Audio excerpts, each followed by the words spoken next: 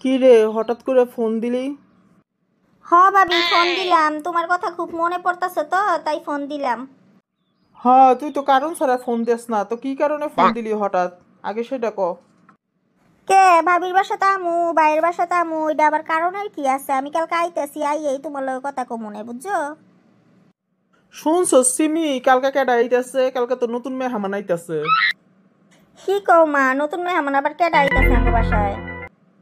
কে? তোর ফুফু ছাড়া কেডা এ 2 দিন পর পর আঙ্গো বাসায়? ও ফুফু, তুমি যে কি কও মা, এটা আবার নতুন মেহমান হইলো কেমনে? এটা তো পুরান মেহমান। নতুন মেহমান না তাইলে কি কমু? নতুনের মতন আইলে সবকিছুর আয়োজন করতে হয়, তোর ফুফু বুঝোস না? জীবনে তো কোনোদিন পারলো না বাইরের বউরে দাওয়াত দিয়ে একবার খাওয়াইতে, আবার নিজে ঠিকই 2 দিন পর পর আমার বাসায় আইয়া উঠে। এই কথাটা না, তুমি মিছা কথা কও নাই মা, এটা একেবারে সত্যি কথা, 100% 100 কথা। ফুফু কোনোদিন আঙ্গুরে দাওয়াত দিয়ে খাওয়াইলো না একবেলা। আর ফুফু 2 দিন পর পর আইয়া উঠে। আইলে ঠিকই মুরগি রান্ধো, পোলাও রান্ধো, কত কিছু রান্ধো, আদেশ করে তোমারে। এই জিনিসটাই আমার কাছে ভালো লাগে না।